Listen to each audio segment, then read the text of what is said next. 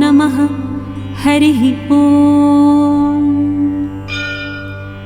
शुक्लाम्बरधरं विष्णुं शशिवर्णं चतुर्भुजं प्रसन्नवदनं ध्यायेत् सर्वविघ्नोपशान्तये। यस्य द्विरदवक्त्राद्याः पारिषद्याः परं शतं विघ्नं निघ्नन्ति सततं विश्वक्सेनं तमाश्रये। व्यासं वसिष्ठनप्तारं शक्तेः पौत्रमकल्मषं पराशरात्मजं वन्दे शुकतातं तपोनिधिं। व्यासाय विष्णुरूपाय व्यासरूपाय विष्णवे नमो वै ब्रह्मनिधये वासिष्ठाय नमो नमः। अविकाराय शुद्धाय नित्याय परमात्मने सदैकरूपरूपाय विष्णवे सर्वजिष्णवे। यस्य स्मरणमात्रेण जन्मसंसारबन्धनात् विमुच्यते नमस्तस्मै विष्णवे प्रभविष्णवे। ॐ नमो विष्णवे प्रभविष्णवे। श्रीवैशम्पायन उवाच श्रुत्वा धर्मानशेषेण पावनानि च सर्वशः युधिष्ठिरः शान्तनवं पुनरेवाभ्यभाषतः। श्रीयुधिष्ठिर उवाच किमेकं दैवतं लोके किं वाप्येकं परायणं स्तुवन्तः कं कमर्चन्तः प्राप्नुयुर्मानवा शुभम्। को धर्म सर्वधर्माणां भवतः परमो मतः किं जपन्मुच्यते जन्तुर्जन्म संसारबन्धनात्। श्रीभीष्म उवाच जगत्प्रभुं देवदेवमनन्तं पुरुषोत्तमं स्तुवन्नाम सहस्रेण पुरुषः सततोत्थितः। तमेव चार्चयन् नित्यं भक्त्या पुरुषमव्ययं ध्यायन् स्तुवन्नमस्यंश्च यजमानस्तमेव च। अनाधिनिधनं विष्णुं सर्वलोकमहेश्वरं लोकाध्यक्षं स्तुवन्नित्यं सर्वदुःखातिगो भवेत्। ब्रह्मण्यं सर्वधर्मज्ञं लोकानां कीर्तिवर्धनं लोकनाथं महद्भूतं सर्वभूतभवोद्भवम्। येष मे सर्वधर्माणां धर्मोऽधिकतमो मतः यद्भक्त्या पुण्डरीकाक्षं स्तवैरर्चेन्नरः सदा। परमं यो महत्तेजः परमं यो महत्तपः परमं यो महद्ब्रह्म परमं यः परायणम्। पवित्राणां पवित्रं यो मङ्गलानां च मङ्गलं दैवतं देवतानां च भूतानां यो व्ययः पिता। यतः सर्वाणि भूतानि भवन्त्यादियुगागमे यस्मिंश्च प्रलयं यान्ति पुनरेव युगक्षये। तस्य लोकप्रधानस्य जगन्नाथस्य भूपते विष्णोर्नाम सहस्रं मे शृणु पापभयापहम्। यानि नामानि गौणानि विख्यातानि महात्मनः ऋषिभिः परिगीतानि तानि वक्ष्यामि भूतये। ऋषिर्नाम्नां सहस्रस्य वेदव्यासो महामुनिः छन्दोनुष्टुप् तथा देवो भगवान् देवकीसुतः। अमृतांशूद्भवो बीजं शक्तिर्देवकीनन्दनः त्रिसामाहृदयं तस्य शान्त्यर्थे विनियुज्यते। विष्णुं जिष्णुं महाविष्णुं प्रभविष्णुं महेश्वरम् अनेकरूपदैत्यान्तं नमामि पुरुषोत्तमम्। अस्य श्रीविष्णोर्दिव्यसहस्रनामस्तोत्रमहामन्त्रस्य श्रीवेदव्यासो भगवान् ऋषिः अनुष्टुप् छन्दः। श्रीमहाविष्णुः परमात्मा श्रीमन्नारायणो देवता अमृतांशूद्भवो भानुरिति बीजं देवकीनन्दनः स्रष्टेति शक्तिः उद्भव क्षोभणो देव इति परमो मन्त्रः। शङ्खभृन्नन्दकी चक्रीति कीलकम् शाङ्घधन्वा गदाधर इत्यस्त्रं रथाङ्गपाणिरक्षोभ्य इति नेत्रम् त्रिसामा सामगः सामेति कवचम् आनन्दं परब्रह्मेति योनिः ऋतुः सुदर्शनः काल इति दिग्बन्धः श्रीविश्वरूप इति ध्यानम् श्रीमहाविष्णुप्रीत्यर्थे श्रीविष्णुसहस्रनामपारायणे जपे विनियोगः। ध्यानम् क्षीरोदन्वत्प्रदेशे शुचिमणिविलसत्सैकते मौक्तिकानां मालाक्लिप्तासनस्थ स्फटिकनिभैर्मौक्तिकैर्मण्डिताङ्गः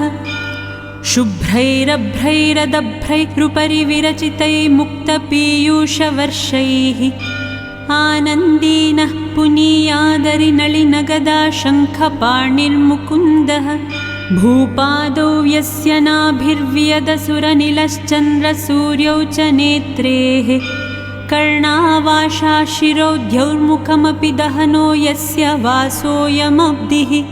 अन्धस्तं यस्य विश्वं सुरनरकगगो भोगि गन्धर्वदैत्यैः चित्रं रम्यते तं त्रिभुवनवपुषं विष्णुमीशं नमामि। शान्ताकारं भुजगशयनं पद्मनाभं सुरेशं विश्वाधारं गगनसदृशं मेघवर्णं शुभाङ्गं लक्ष्मीकान्तं कमलनयनं योगिहृद्यानगम्यं वन्दे विष्णुं भवभयहरं सर्वलोकैकनाथम्। मेघश्यामं पीतकौशेयवासं श्रीवत्साङ्कं कौस्तुभोद्भासिताङ्गं पुण्योपेतं पुण्डरीकायताक्षं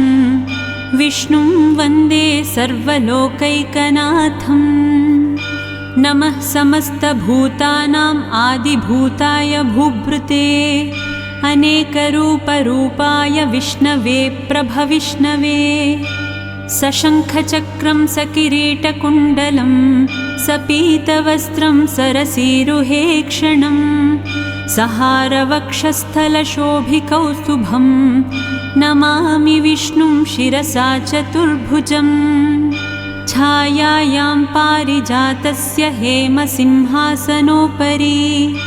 आसीनमम्बुदश्याममायताक्षमलङ्कृतम् चन्द्राननं चतुर्बाहुं श्रीवत्साङ्कितवक्षसं रुक्मिणी सत्यभामाभ्यां सहितं कृष्णमाश्रये। ॐ नमो भगवते वासुदेवाय। ॐ विश्वस्मै नमः।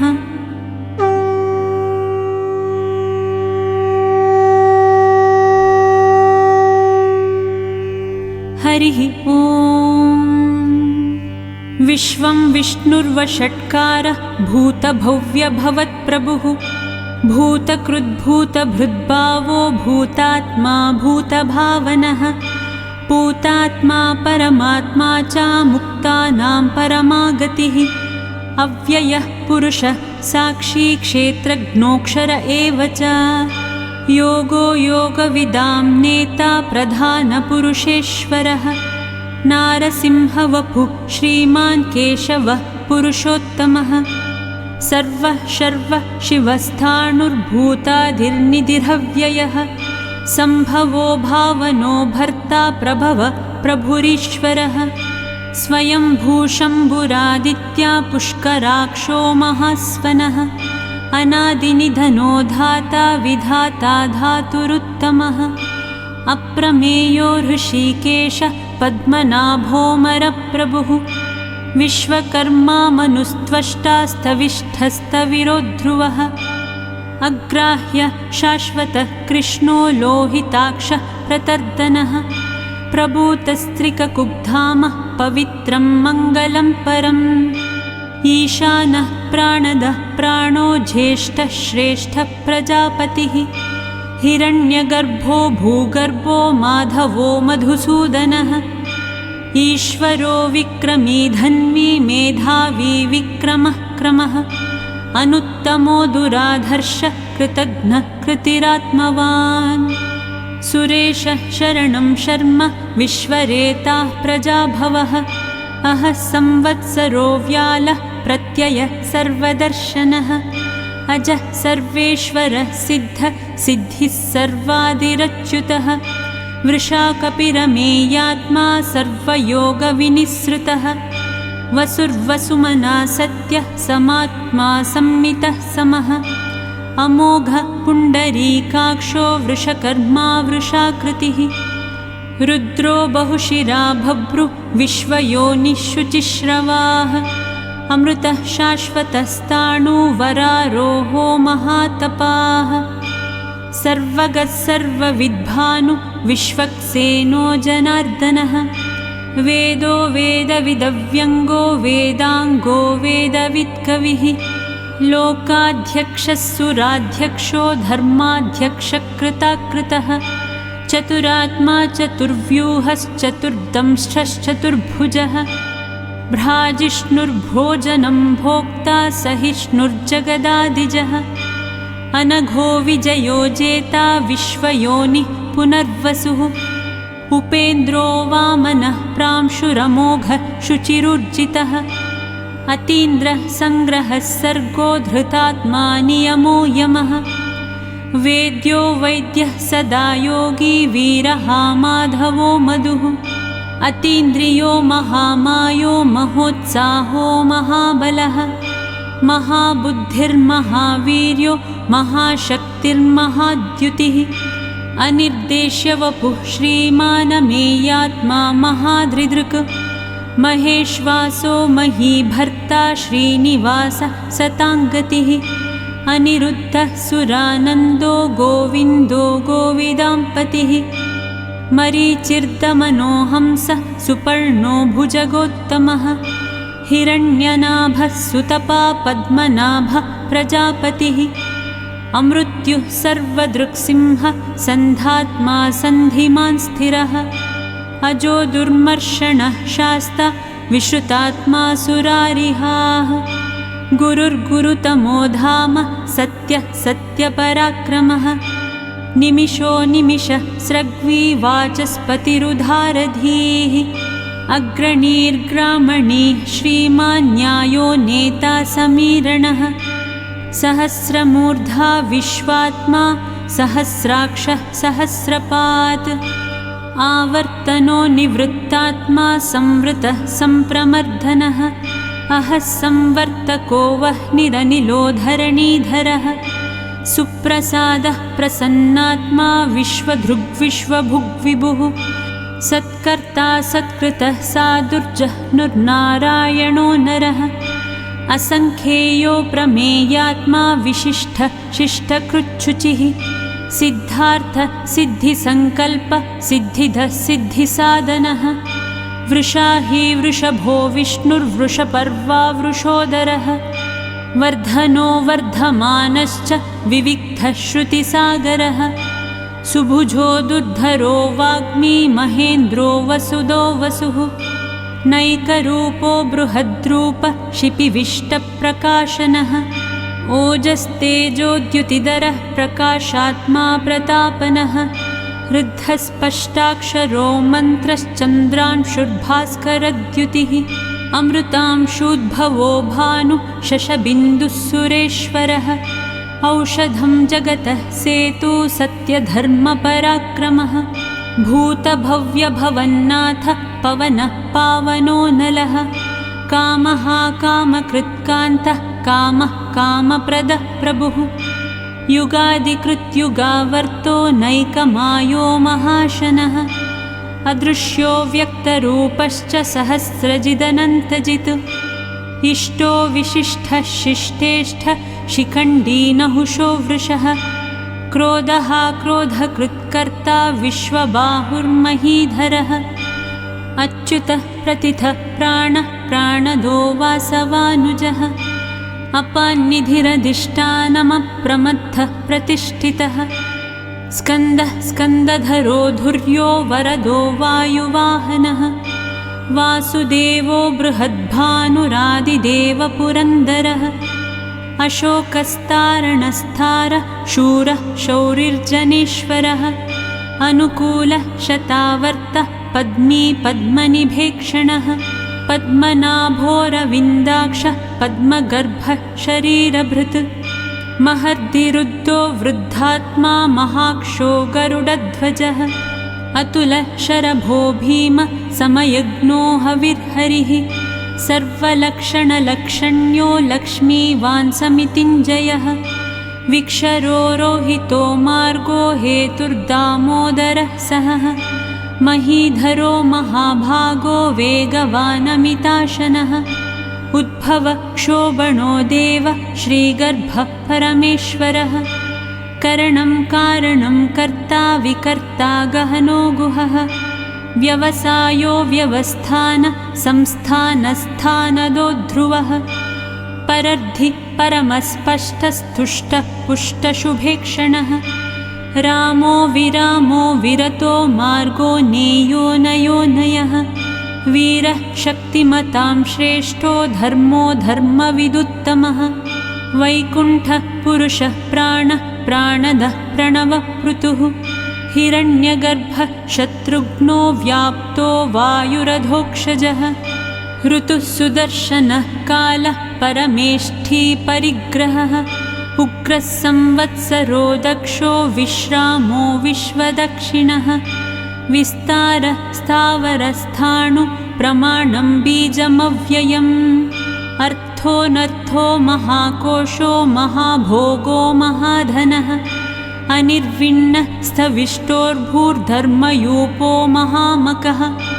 नक्षत्रनेमिर्नक्षत्री क्षमः क्षामः समीहनः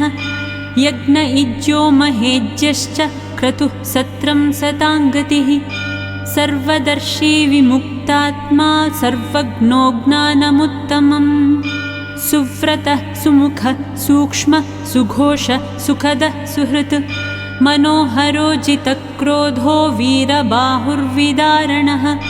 स्वापनः स्ववशो व्यापी नैकात्मा नैककर्मकृत्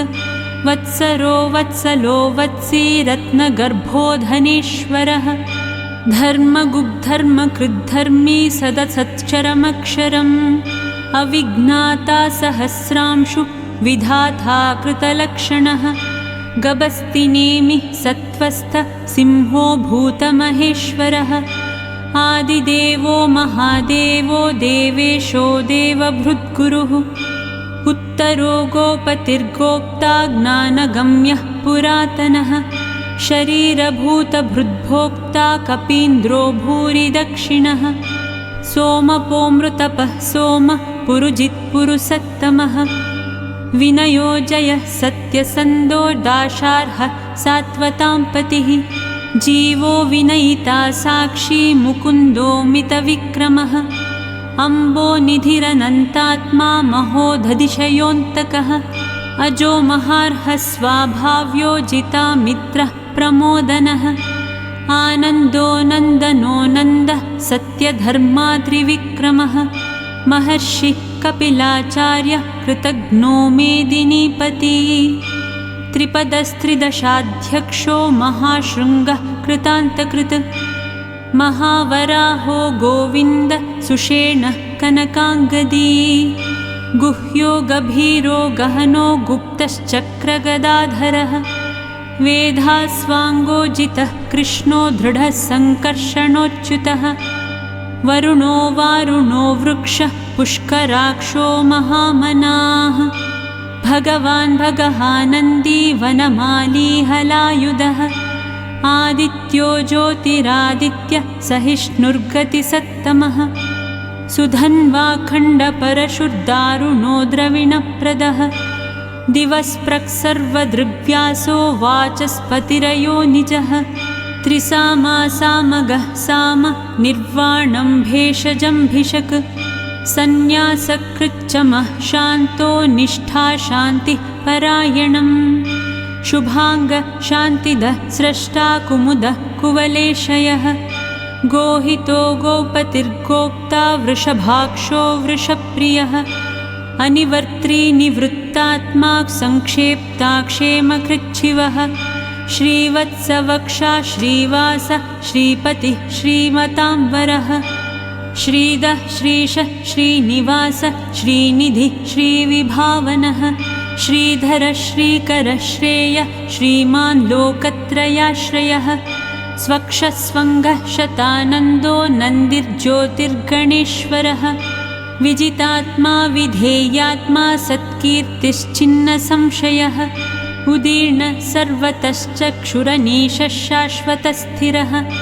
भूषयो भूषणो भूतिर्विशोकः शोकनाशनः अर्चिष्मानर्चितः कुम्भो विशुद्धात्मा विशोधनः अनिरुद्धो प्रतिरथः प्रद्युम्नोमितविक्रमः कालनेमिनिहावीरः शौरिः शूरजनेश्वरः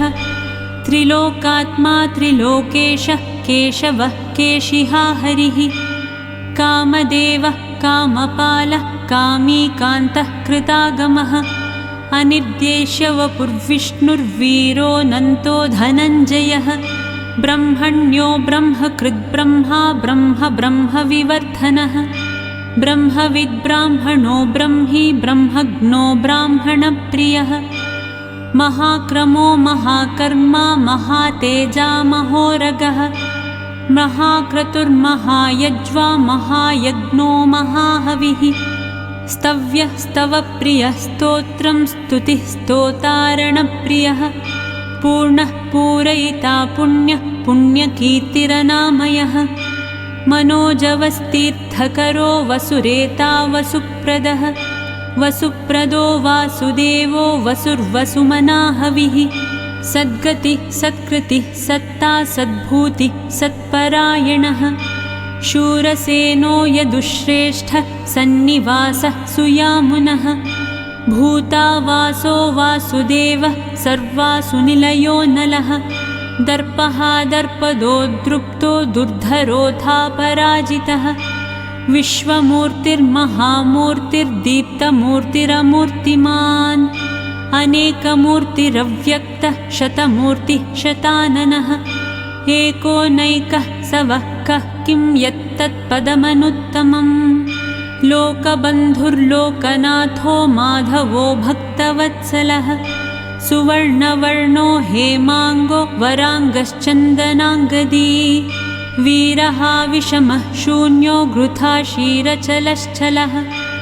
अमानीमानदो मान्यो लोकस्वामी त्रिलोकधृत् सुमेधा मेधजो धन्य सत्यमेधाधराधरः तेजो वृषोद्युतिधर सर्वशस्त्रभृताम्बरः प्रग्रहो निग्रहो व्यग्रो नैकशृङ्गो गदाग्रजः चतुर्मूर्तिश्चतुर्बाहुश्चतुर्व्यूहश्चतुर्गतिः चतुरात्मा चतुर्भावश्चतुर्वेदविदेकपात् समावर्तो निवृत्तात्मा दुर्जयो दुरतिक्रमः दुर्लभो दुर्गमो दुर्गो दुरावासो दुरारिहा शुभाङ्गो लोकसारङ्गः सुतन्तुस्तन्तुवर्धनः इन्द्रकर्मा महाकर्मा कृतकर्मा कृतागमः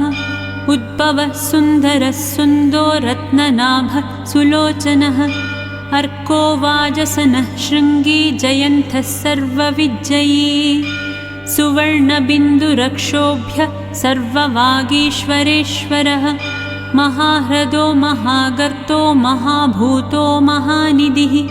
कुमुदः कुन्दरः कुन्दः पर्जन्यः पावनो निलः अमृतांशोऽमृतवपुः सर्वज्ञः सर्वतोमुखः सुलभः सुव्रतः सिद्धः शत्रुजिच्छत्रुतापनः न्यग्रोधोदुम्बरोऽश्वत्थश्चाणूरान्धनिषूदनः सहस्रार्चिः सप्तजिह्व सप्तैधा सप्तवाहनः अमूर्तिरनघोचिन्त्यो भयकृद्भयनाशनः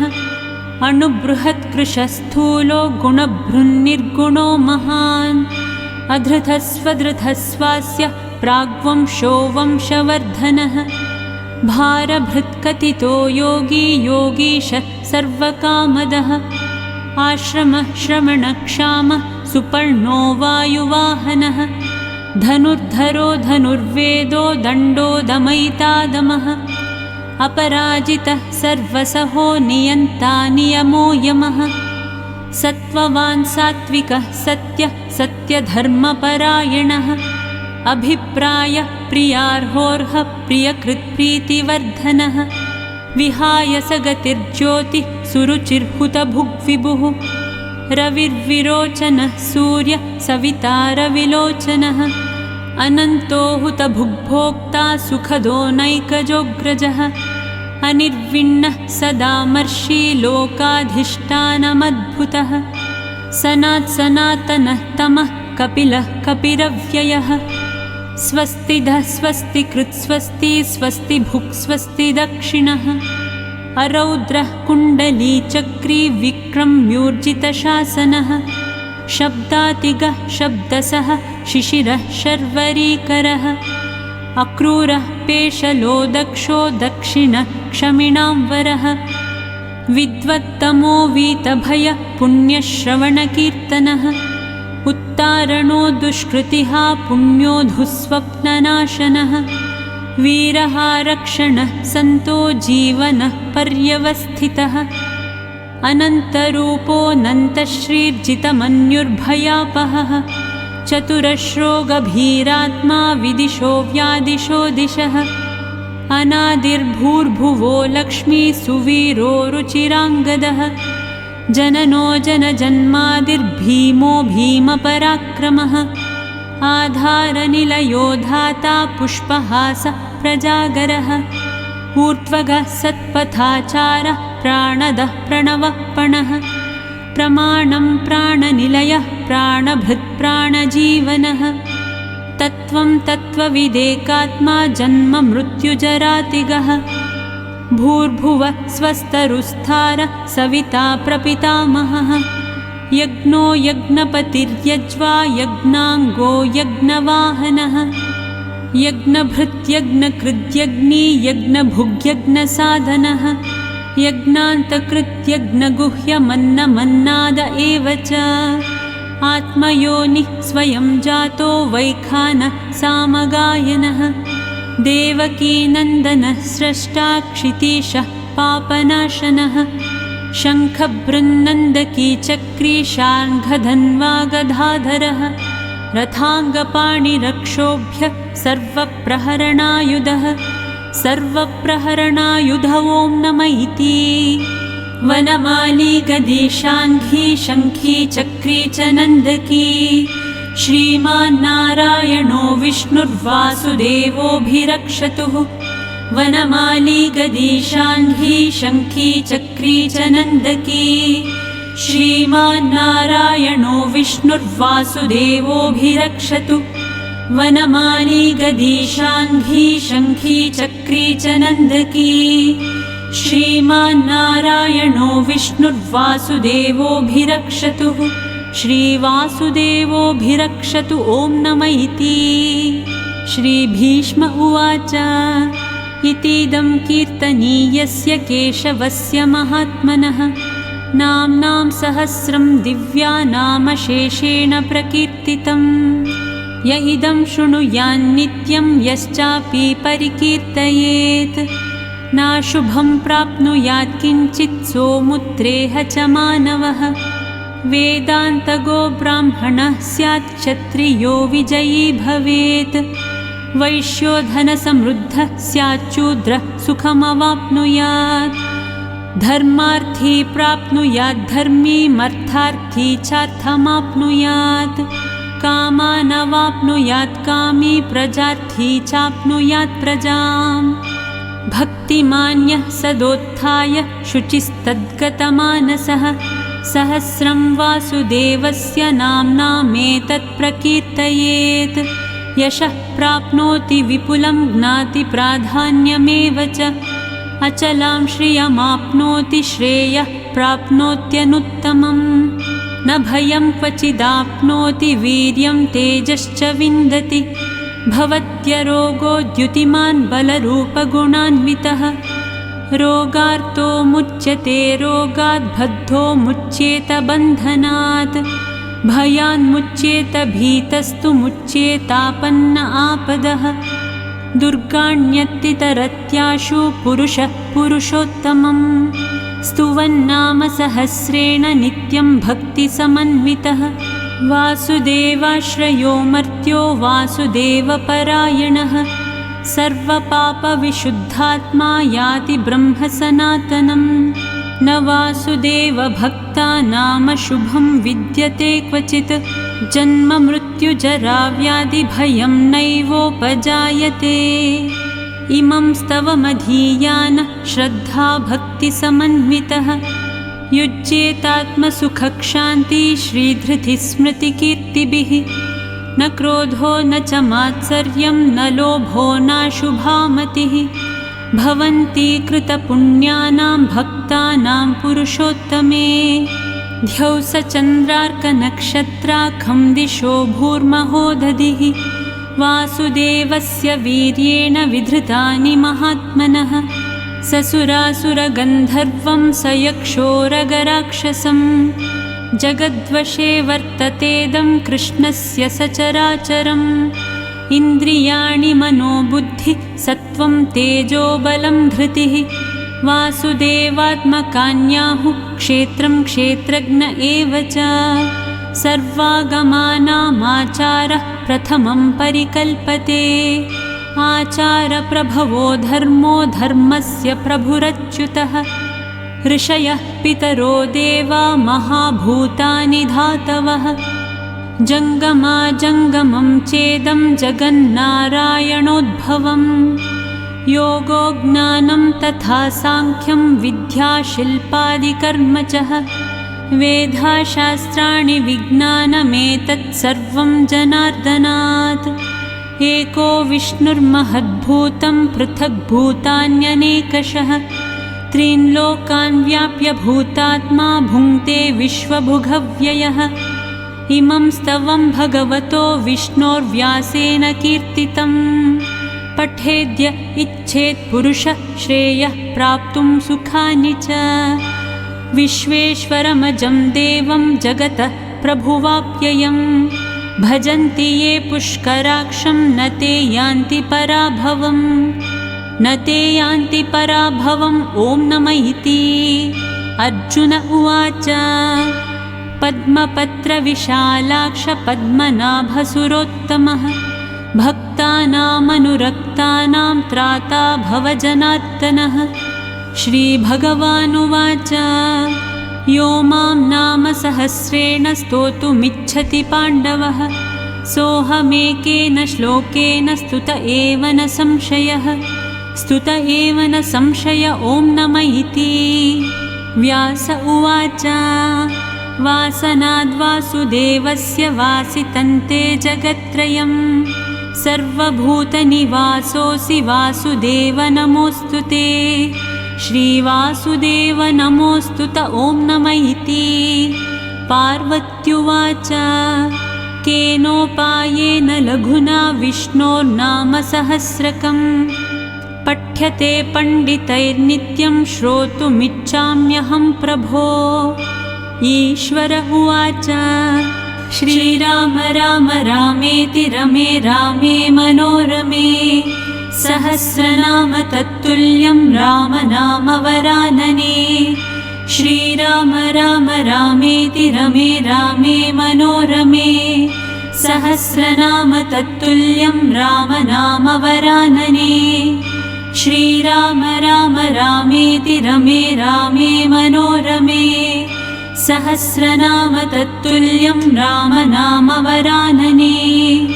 श्रीराम नाम वरानन ॐ नमः इति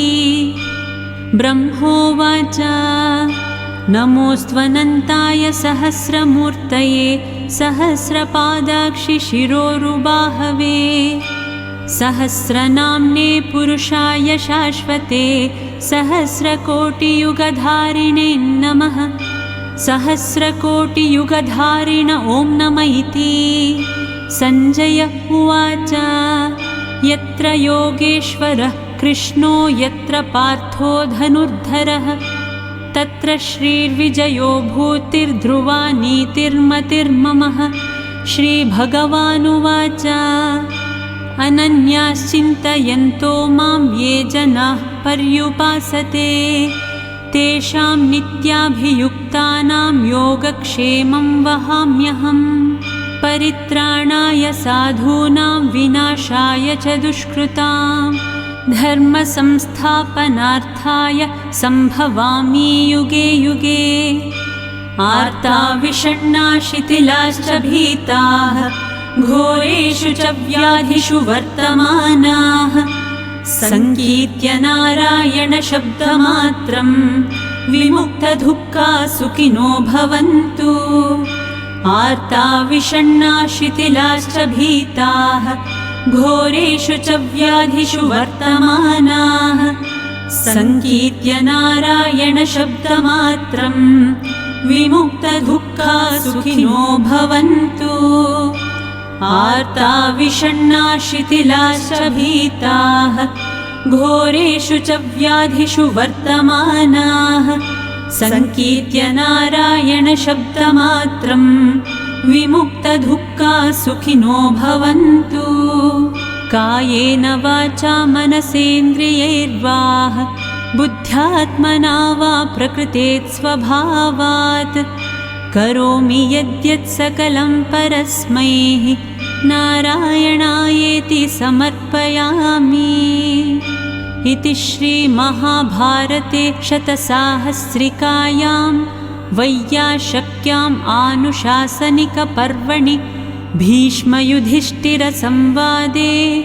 श्रीविष्णोर्दिव्यसहस्रनामस्तोत्रं सम्पूर्णम्।